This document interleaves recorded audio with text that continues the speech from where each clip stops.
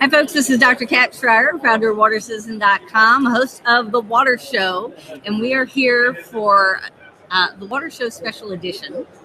We started this actually about a year and a half ago. We started doing The Water Show every week, and then we started doing special editions where we go to some of these water events where we can meet a lot of key players in the industry. And if you are here, you've probably seen me running around and doing Facebook Live interviews. We are downloading all of those interviews and putting those into the clips online at watershow.org, news.com. It'll be ready sometime after the event. But we also have opportunities to have a slightly longer conversation with some of the folks who've really been around for a long time and can give us some excellent perspectives. And one of our favorite people in the industry, one of the best communicators in the industry. Oops, I'm going to take this off just because it's clanking. Just see my press pass here. Is George Hawkins. Hi, Kat. Hi, how are you? Glad to be with you. I am great. Thank you for having me. It's really fun. Thank you for taking the time from your last, and what you said, the sixth. Two more to go, but six. Yep. You have two more. Okay, this is not your last. Yep. So already, when was your first one? So these are talks that he's giving here during WEF which is the largest water quality event on Earth. About 20,000 of our closest friends in water. And so how many talks have you given so far? 2 Sunday, 2 Monday, and 2 today so far. Okay, so you kind of got them balanced out.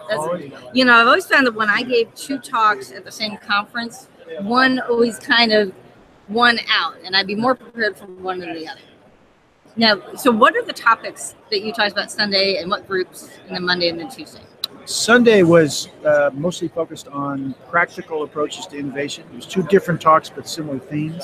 Mm-hmm. And the question was, in an industry where you're delivering a product that you can't be wrong about, which you've heard me say before, unlike venture firms that can try things and have them work sometimes and not others, and you can't. Our water has always got to be right. So in the context of delivering a service, it's 24 hours a day, 7 days a week, 365 days a year with public health at risk, how can you still innovate and be creative? So that was a real focus on this. Now that was the, so we were at the cluster meeting for the entrepreneurs and the clusters there to support entrepreneurs. And I gather at the same time, this is the one that Jeff Moeller and that group was doing with all the water utility leaders. Correct. On how do you want to innovate? Where are you innovating? Right. That sort of thing. Okay. And that's both a process. I don't mean processes and boring. It's just what structures would an enterprise that's a public utility set up to do that. Yeah. So what are the mechanisms you use to drive innovation as a practical governance matter? How do you run your organization? And then, in fact, how do you do it? How do you check the people? What's the human dimension? Yeah. And that's it's a different challenge on the public side. On the private side or the entrepreneurial side, there's always a drive. We want to make the product. We're going to generate revenue. There's all sorts of questions that you have about cost share and market share. What's our revenue? And I get all that, which we don't have. Yes. On the other hand, the stresses and pressures you have to deliver with public money and what you can or cannot try or work on is a different world. And somehow we got to mesh those two. With that over there. Sure. What's that bottle you've got there? My Diet Coke. And you have one on there. So what was the story you gave about Coke? Of the difference in innovation? I'm the crazy button guy. Yes. What the story I tell on innovation and why the critique, it's offered as a critique, although I've decided over the years that it's not really a critique. It is a real observation, is that water industries, by and large, don't adopt new technologies easily. Risk averse. Conservative, not politically conservative, as in we do what we know. Mm-hmm. And what I've come to the conclusion, thinking about all these years, is that's for the right reason. There's a good reason that you can understand why organizations in our industry don't try a lot of things. And the reason I use Coke as the example otherwise is because those of us who are a little bit older, and classic, what had been called Coke, was turned into New Coke. New product, full flop. No one liked it. I remember trying it and going, that was horrible. So what Coke did is they came back with classic Coke. And the reason I use that as the example, and then Coke guy came up to me and said, you have to have a Coke bottle if you're always going to be talking Coke, is that Coke tried something new and it flopped. But there was no public health consequence. Where if we tried a treatment process that didn't work, and somehow the drinking water quality of what we delivered was at risk, or we discharged into the Chesapeake something that killed In either case, we'd be subject to fines, violations, all sorts of enforcement. And most important, we could put people at risk. So we can't try the new Coke and have it be wrong. Ours has got to be right all the time. And when Coke tried New Coke, this is my favorite thing, and it shows you how resilient companies can be. They try New Coke, total flop, they create Classic Coke. And people buy more Classic Coke than they bought the Coke before New Coke. So this whole flop, more money. Yep. What a great story. But which is great if the only purpose of your business is to make as much money as possible. And if you have the money, I mean, I always think, so Coke had their gigantic bottling system all over the world was readapted to New Coke with all the mixtures to go in the bottle and labeling. And they'd say, it's going to cost us tens of millions of dollars to switch back to all the old labels and the old mixtures and buy all that inventory all over again. And they couldn't. At a public agency, if I try a new thing and it doesn't work, I've got no money in my budget to go back to the other thing or buy something else. I'm stuck. And third, another reason why we don't try new things is that I need to have employees who know how to run it, who know what the maintenance process is, the scheduling of maintenance, the inventory that we need to buy, how we operate it and run it. And the question is, how do we do that with something that's brand new? So it's not only that you need money to replace it. How do I get all the money to train all this new stuff? And if it doesn't work, go back to the old stuff? It just doesn't make sense. It's rational to do what you know. But what I've learned in the water sector is that does not mean that the parallel is, since we do what we know, that therefore means we're not creative. I found the truth, or my sense of the truth, to be exactly the opposite, which is, and I did not know this because I was only a customer. I never worked for a water utility until I came in as the chief executive of DC Water. So I just didn't have a sense of it. I think most people don't. Is that what people in the water industry are doing under incredible pressure? Water main breaks or there's a problem in the system. Immediately people know that there's the problem and want to know how fast you're going to repair it. So you're under time pressure. This isn't like... Especially when you have a blowout next to the IRS or next to the Department of Justice. We've had great places. Think of Adams Morgan. But I think of who I've flooded over the years. It's the most visited museum in the United States, the taxing authority for the United States, the enforcement authority for the United States, near the White House. I mean, it's just crazy. But bottom line, though, is people's homes. And where their children are and where businesses and people make their livings. And so under that kind of pressure, which is like a fire department kind of pressure, so we have an emergency response system. Unlike, and yes, every fire is different, but we don't actually know until we open up the street what we're going to find. You might have records from things that happened in 1970. Some of our pipes were put in 1870. And we only have rudimentary records of what that is. And you open up the street, so then under pressure, time pressure, everybody watching, emergency in hand, you've got to bob and weave and try new things and be creative to fix whatever you find. Creativity doesn't always mean high tech. It could be duct tape and string. Creativity and the way that we set up our little camera system here. On a tight budget. Yes. On a tight budget. Yes. Exactly right. Here we are doing an interview in the middle of a very crowded, didn't figure out how to do it. That's the water world. Every day figuring out how to do something new with a new set of circumstances that are unexpected. So creativity is part of the DNA of people who are water professionals. So the question is not whether there's, so the pressures of the industry is not to change and innovate, but the creativity of the industry is fundamental. So the question I was facing at DC Water is how to take that creative DNA and organize it in the fashion to overcome those inhibitions to innovation in a big public utility. And I think it's been an incredible experience to see how that unfolds. Now, you mentioned flooding, and flooding in terms of basements sucks. Right. Flooding in terms of what we saw in Houston, we saw throughout Texas, Florida, the islands. That's been a common theme that we're hearing right now because it's still ongoing. We see Hurricane Maria and Houston is still in recovery. We talked to Houston at the cluster meeting Sunday. What's that like? Well, I was actually at one of your board meetings the month that you had both a hurricane and an earthquake, and talking about you often are such a great communicator at bringing out the stories.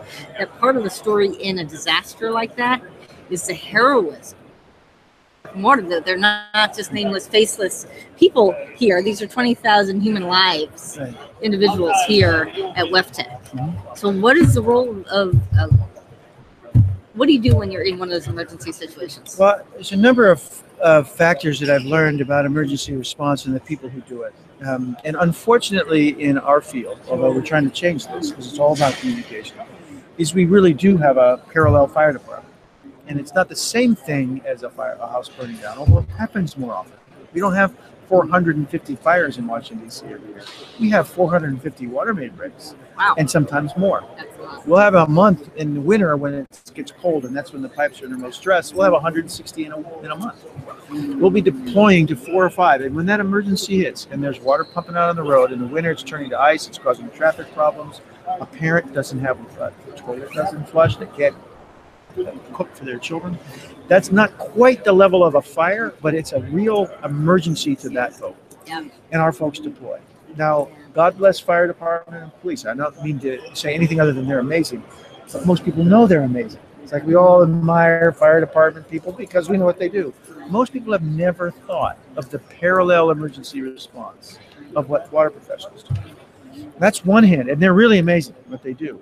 And in our case, when it's a sewer problem, people down into the sewers. They're huge. One of our sewers, when there's that photo, yeah, I mean, it's like, well, some of them they're like these little ants at the bottom I'll of see this if giant. if I can draw up that picture. But even some of our not quite that huge. Let's see here. There you go. Just hold that up to the camera and see if we can actually get it. See if we can see that. Little people down That right down there. Those are human beings. That whole thing is a giant 22-foot, so 2 basketball court nets on top of each other. It's how big, and that's brick arches, and that was built in the 1880s to 1890s. Did they make them as pretty as we make some of the dams and like the Hoover Dam with all the? They're unbelievable. They're beautifully built. Yeah. But when you have a problem and you could have a lot of flow here, you've got to send people into that sewer.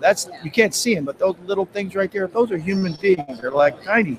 And they go into the sewer. Imagine what that means on a public health and safety matter to go in and repair the fix. So that's like going into the building with a fire. And you were saying of the size of that tunnel, what percent is the poo? Very small.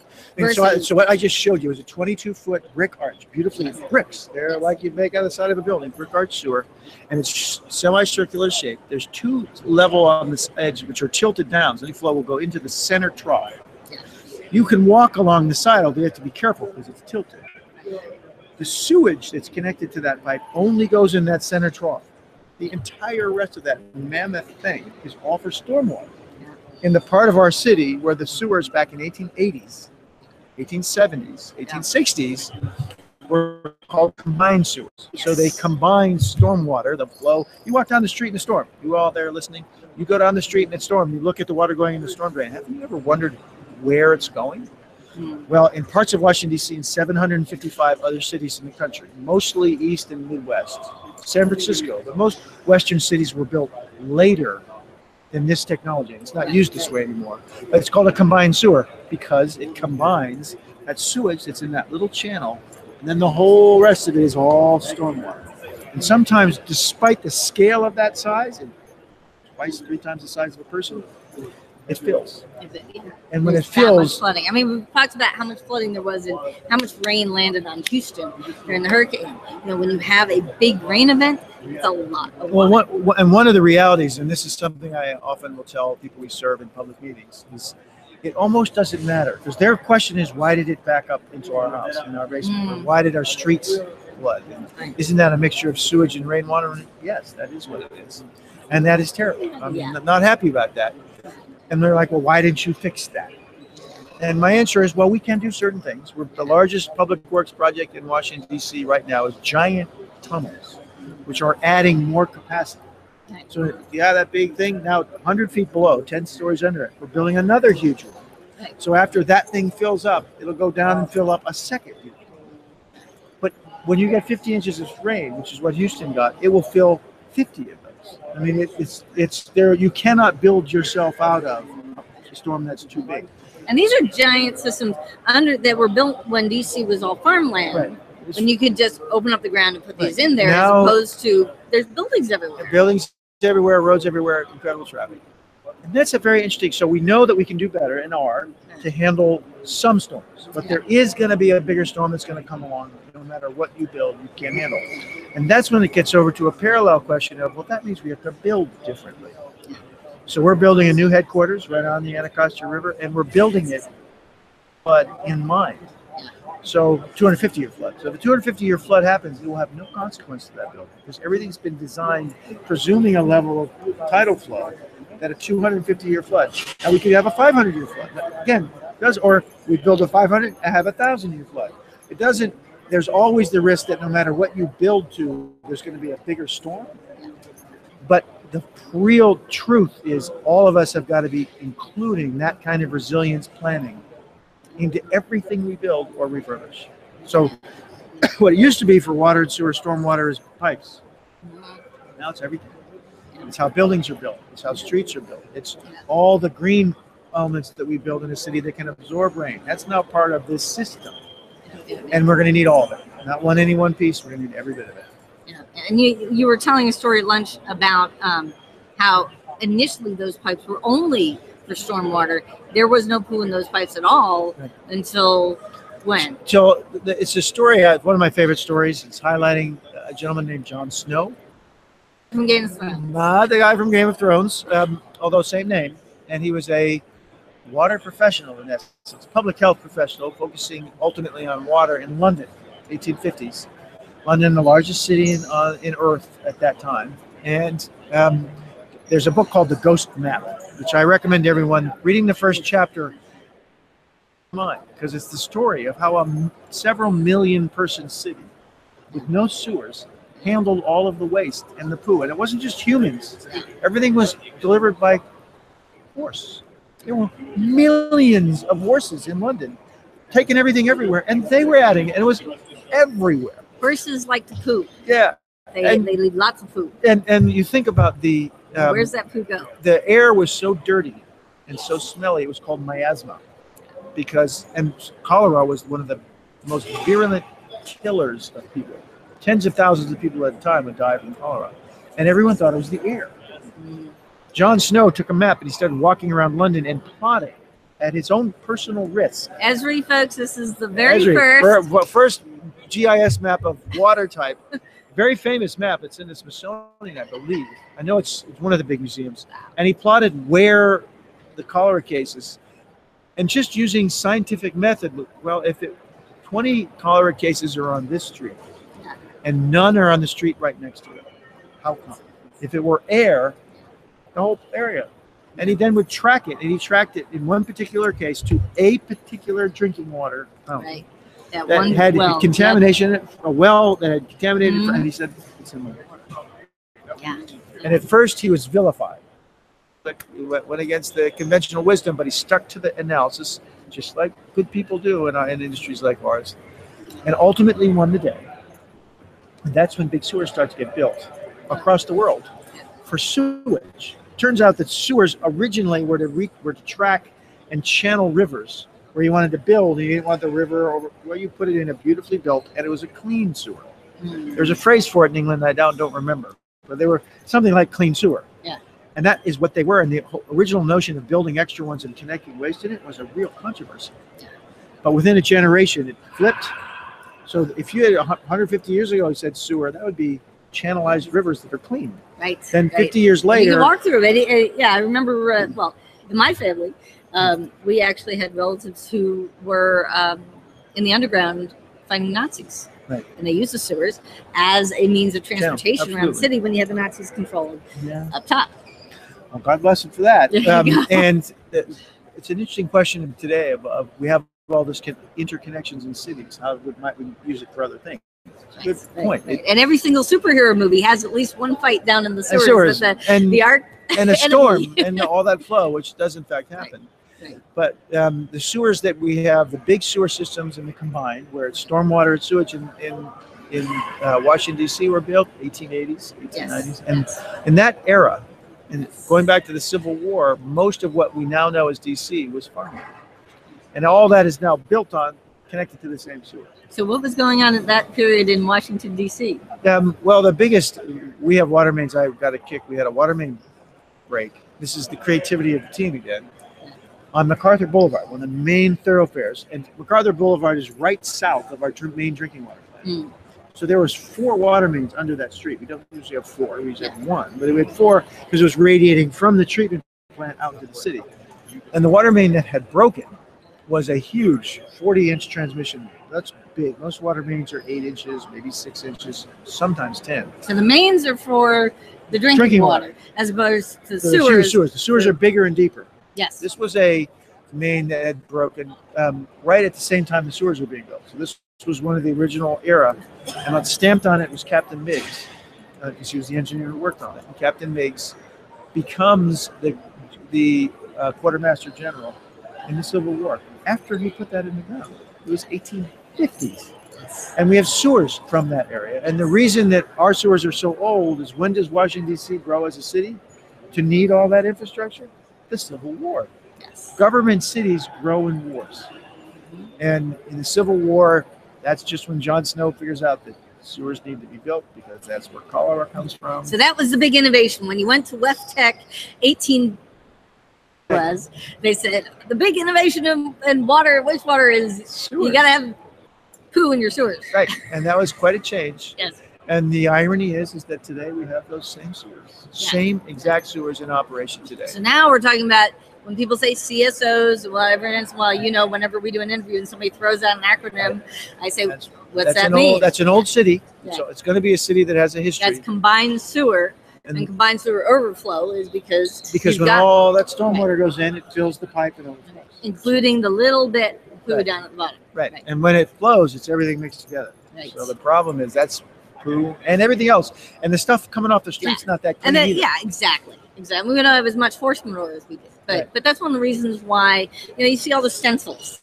Right. People see stencils on the drains and says, this water flows to the Potomac, this water flows to the Anacostia, or whatever. And part of that is making sure that people know that if you throw out trash in the street, if you throw something, dump your motor oil down the sewer, that's where it goes, and it gets all mixed into all of that. So. Well, the challenge that we've had, and really what panicked me when I started at DC Water almost 9 years ago, is that I was like everybody else. I was no different. I hadn't thought really on, I'm a water lawyer, so I understood the permitting for a big treatment plant. But I never thought of it's like knowing the heart and having no idea what it connects to. Right. You don't know the heart, that's the big plant. But what about the incredibly intricate system that delivers the actual living? And I never thought about that at all. When you turn on your faucet, what were the enormous scale and complexity of the system that delivers that drinking water? And then it goes down the drain, or you flush a toilet, or you have a shower, or a wash machine, all those things that are using water, where does it all go? And the bill that has come due, and what really panicked me, is that most of those systems were built 50 to 100 years ago, sometimes older. And so for a long time, after they were built, they do last a while. You put in a ductile iron pipe, it will have a 60-year minimum life. So for 60 years, it works fine. So what does that entity charge a customer? The money it takes to operate the system, which is very low, once you build it. So our forebears built the goddamn bloody thing. Now we're running it, charging almost nothing. Now in 2015, 12, 9, all the last, we've got to replace it. That's not an operating cost. That's a capital cost. And we didn't have the money. We didn't have the relationship with our customers. I say, why would customers want to pay more money for something if they didn't know why? I've been paying for a water bill for the last 20 years. Why all of a sudden are you raising rates? Is the water different? That's like when a landlord just charges rent at the same amount as their mortgage. It's like, wait a minute. Every time you get new renters, they're going to want to have it clean. They're going to want to have it maintained.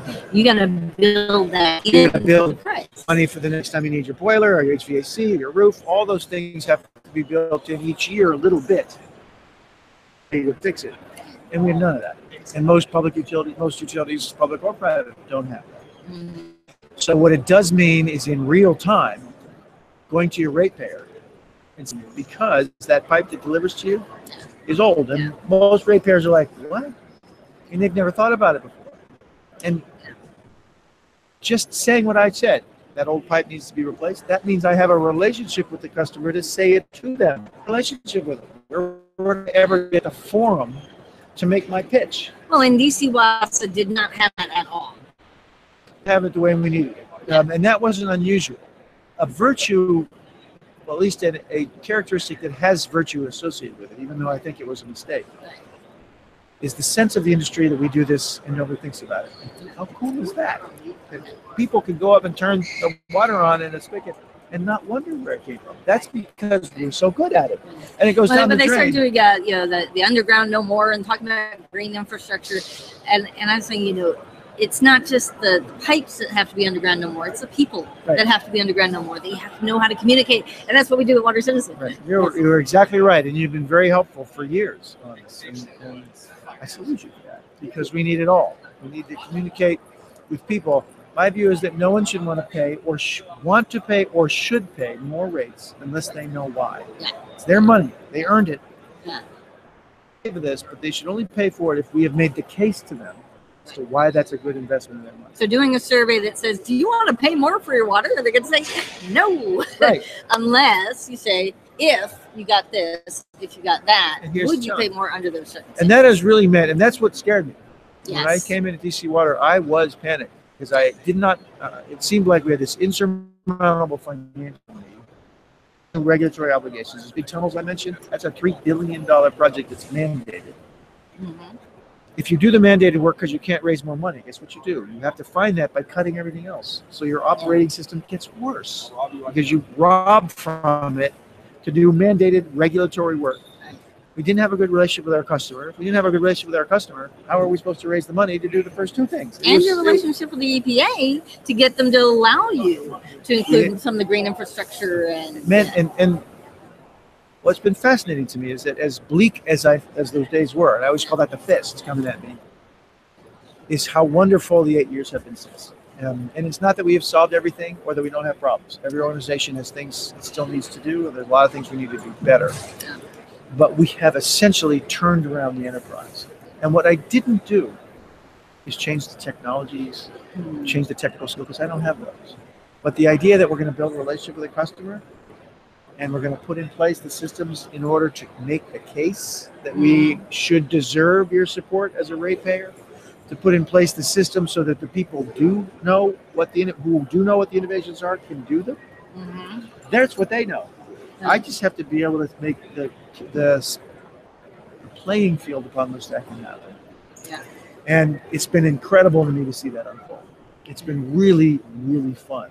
Yeah. And that's when the creativity that I mentioned of people who are fixing systems under fire, under pressure, with all these old pieces and some new pieces and all this, you can see it flower.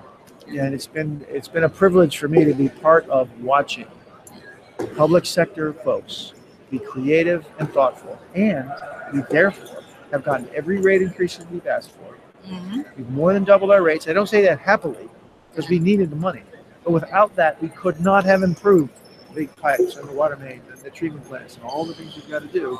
Much more to go. It just proves that you can do it. That's really encouraging for us and for others in the industry. Well, I can tell you, it has been a pleasure for us to watch your evolution as a leader, as a spokesperson, as an advocate for not only DC Water, but the entire industry. Well, I appreciate that. And certainly have made plenty of mistakes along the way because we've tried some things that didn't work. In the entrepreneurial space, you want to fail as often as possible because that's where you learn and that's where you grow. And we've figured out a way to pilot all of our innovations so we can fail but not harm anybody. Right. We have all sorts of pipe loops, and so you can solve communications. You can fail on a little bit more easily than you can giving someone contaminated water. And on failing on communications, the bottom line to me is honesty. Yeah. So in cases where we have had a problem and we've had to go to our customers and say, boil water alert, do not use alert, any of the problems of communication that nobody wants to do, and we've done it, I've done it. What I've learned, and this was a fascinating lesson, is that our customers are happier when they know we're honest. Yeah. We admit what has gone wrong, and we took their public health first. So we're communicating that you need to boil water because we think you might be at risk. Turns out they're not. Actually, every time I've done a boil water, it turns out we, in fact, didn't need it. Managed to catch the risk. We caught the problem before it happened, but we thought, but it could. So we called the alert. And in every case, our customers like, that means you're taking our welfare and public health first. And thank you for that. Even though it's a pain to have to boil my water, I'm glad that my public water utility is looking after our public health first. And that's sort of taking a mistake and some problem that we had and turning it into an honest and open straight. And Yeah. when you're straight and transparent and open, that doesn't mean your customers don't demand things of you or want to know you're going to be accountable. My experience is they start giving you the benefit of the doubt. Yeah. Well, those are good folks. They're trying to do the right thing. No one is perfect, so they're going to be mistakes. I know they're working hard, trying hard, performing well, and they're being honest with us, and that's really worked well. Yeah, I mean that's one thing we've really seen in the time that Water Citizen's been around is this evolution of leadership in water and the role of the general manager, and as that person, that go-to person, that trusted source, that face that people know, and that communication vehicle.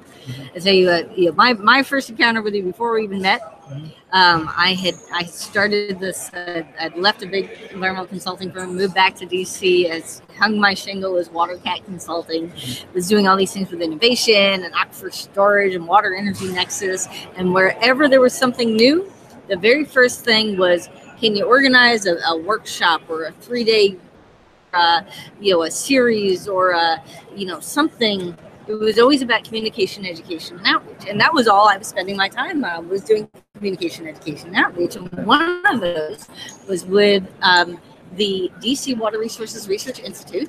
It is the only urban-based water institute in the country. It's the only water institute at a historically Black college and university. They had a very different mission from a lot of the other water institutes, usually at the ag school, the land grant school.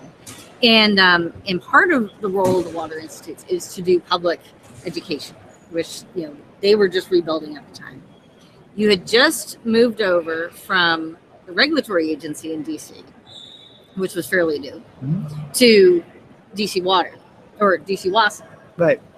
And at about that time, we were like, he's into outreach communications, and we want to do outreach communications, and we created something that was based on what my old mentor at Colorado State used to do, where he would have a seminar every week, and he would bring in these water leaders to address a particular issue. So you get real. It wasn't theoretical. You talk about with your students at Princeton, right. All the theory is like real hands-on, hear from the leaders. And so we were going to call it the DC Water Issues Program. The folks at Water Aqueduct, the Potomac River Basin Commission, and DDOE, and each week. Then you guys rebranded. We couldn't call it the DC Water Issues Program anymore because people would think it was from DC Water. Right. So we had to come up with a modification of the name. We looked at Metro Water and everything. It's like, but we're DC. I'm talking about DC. So that became DC Area Water Issues Program, which actually worked out really well because then we were able to bring in issues from Maryland and Virginia. For you guys, that your service areas, you're in DC, but the people who use your water come from all over. And we serve a lot of Virginia and Maryland. Absolutely. They come in every single day. They use your water, and they don't pay for it. Well, no, and we directly serve Montgomery, Prince George's, Fairfax, Loudoun, and Arlington. That's right. That's right. We call them mist water, not wastewater. On the wastewater side. So right. Those are wholesale customers, not retail. Retail is the district. Yes. But on a wholesale basis, there's 750 square miles that surround the district. But you're right, and I had not realized that you called your show DC Water and had to change it. I think that's fascinating. That's a great story. Rich Gianni from DC WASA / DC Water in the middle mid-brand change. He came out and he spoke alongside the wholesale water supply side, Tom Jacobus from Washington Aqueduct. But yeah, it was something that was fairly new for the leaders of these water organizations to get out and talk to the public. This was 2008, 2009. So now we've got all the social media kind of stuff. We get you tweet, and if not you, then can I show Lisa? Sure. We can put you on camera here. So she really runs DC Water. I just pretend to run DC Water. So you just saw the power behind everything. Absolutely. So between the two of you, the communications there is direct access. People can directly access you. We set up this interview on LinkedIn, right? Your Twitter. Right. Yes. Well, and you're right. And I think it is a ethic that is really growing fast. And it's a matter of necessity. Water utilities, not just the district, DC Water, every water utility has a story just like the one I told, of old infrastructure, not enough revenue, customers that are used to paying operating costs, but not capital costs. All sorts of new technologies that are possible if they figure out a way to integrate them into an old existing system. And that means making a presentation to your ratepayers for why that rate increase matters to them. And that is a relationship, that's all communication. I had one of my best employees, superstar.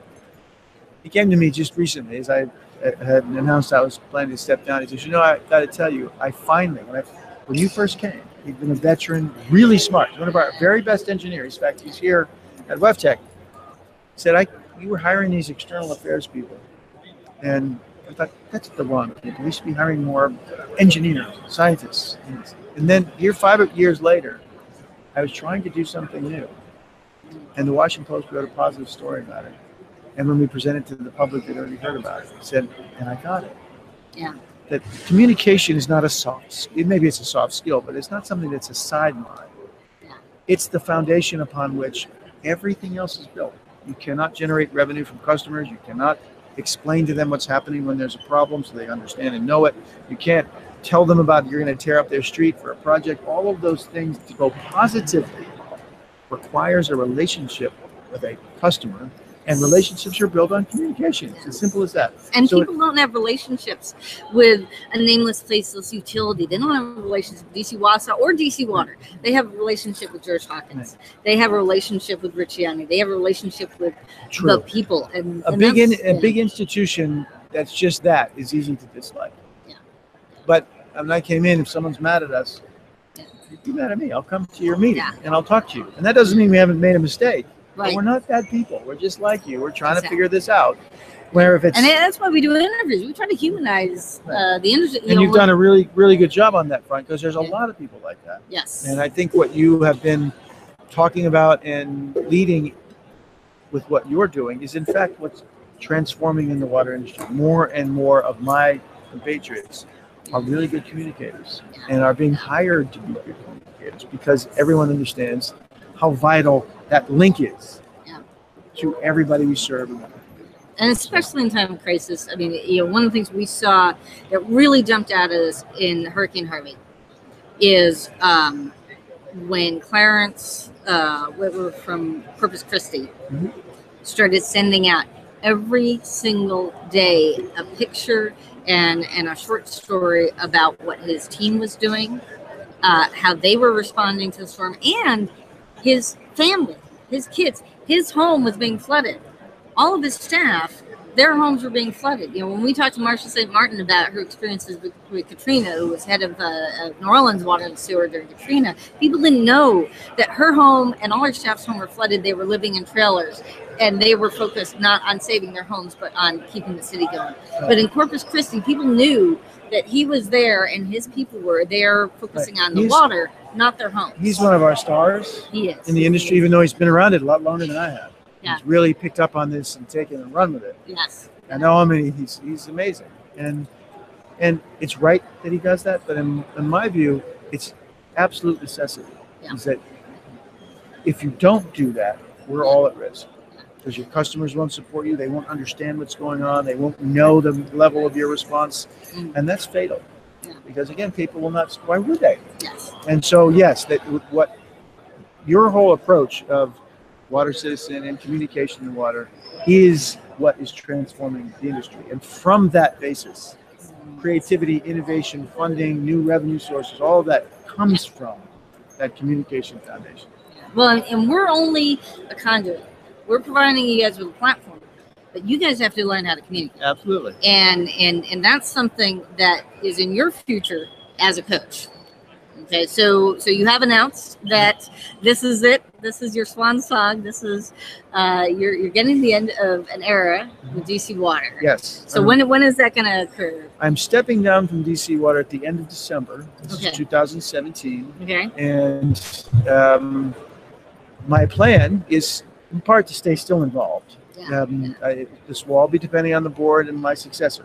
If they would like me to help, I will. If they don't, I'm fine with that. Right. When you step down, you have to be ready to step down. I've done this before, but I would like to still help, and I think they would still like me to help. So within the context of DC Water. Right. I'll still help on some of the innovation programs and the creative things that we're doing. And that's very common when you have this level of expertise and anyone in water. You can't work in water without becoming an expert in whatever it is you do. So it's very common to have folks become a consultant back to wherever they retired from. Well, I've gained a lot of knowledge and awareness of those things, and it'd be sort of crazy to walk away with it and not have the organization benefit from it.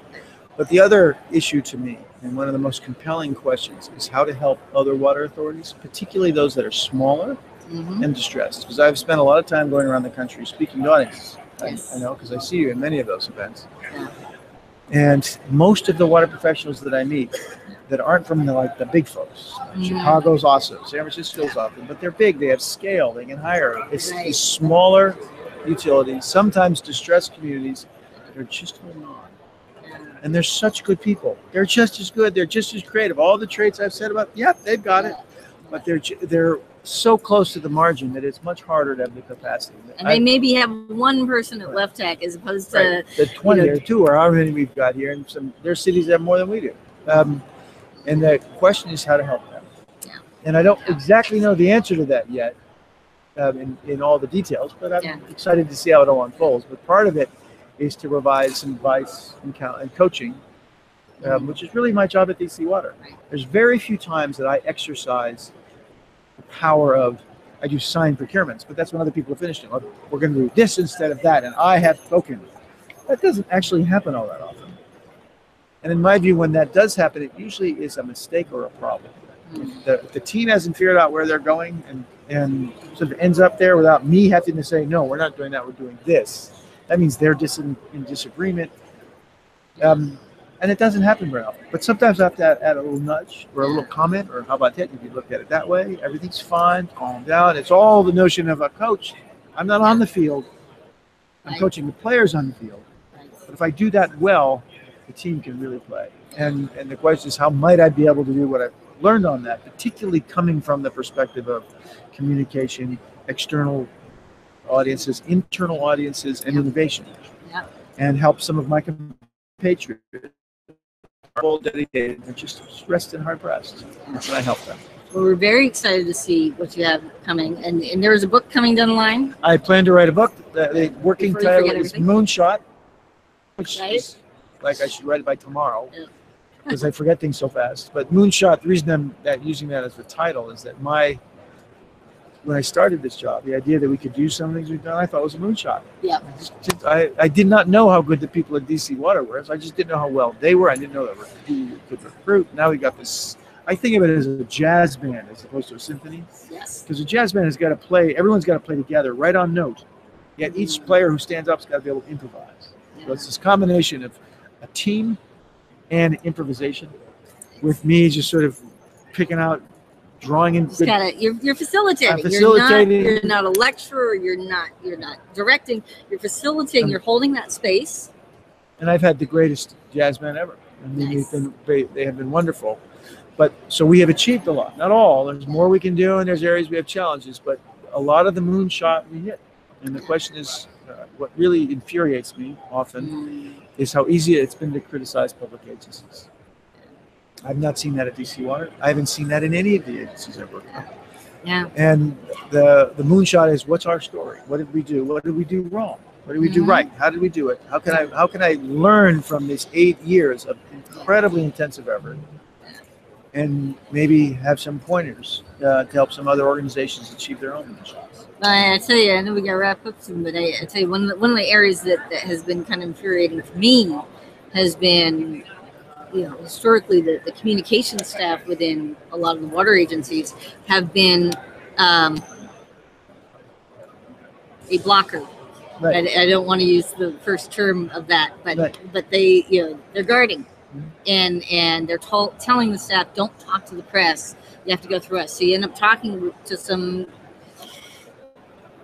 out-of-work journalist who got hired by a water agency, doesn't know anything about water.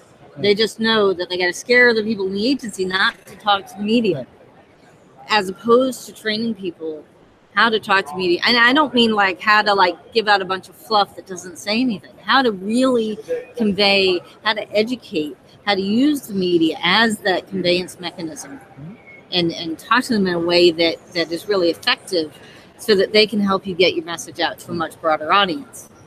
And and you're right, and that's a very, very positive, hopeful opportunity. It used to be that the only articles we'd get in the Washington Post were bad ones. And on occasion, they'll still hit, and as it should. If we've done something and not been optimal, we should. I've got no issue with that, but we've gotten a whole ton of really good articles.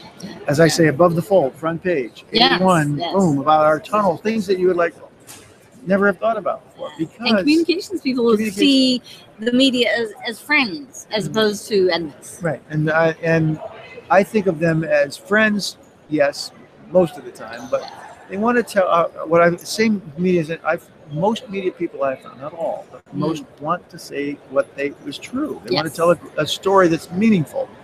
And yes, a plane crashing is always a more interesting story than a plane landing, because that happens a quadrillion times. But if you make an interesting what about what the plane looks like and what a marvel it is and the new engines that you've got and all this other stuff, that's an interesting story.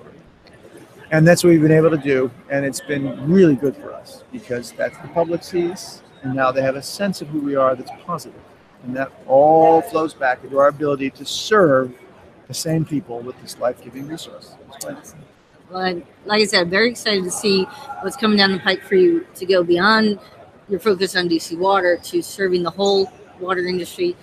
We at Water System Media, it's not just it's news, education, and watertainment. It's really we are a communication and education vehicle, and we've been looking at what's going on in the coaching industry, how you can take experts like yourself and get your information out through online courses, through events, through whatever, so that you can reach a much broader audience than jumping from speaking engagement to speaking engagement. And I know you have 2 more coming up. Right. You had 8 at one event in the course of the week to be able to grab those signature talks and put them online where you can connect with thousands. I've learned a lot from you over the years, and that will continue.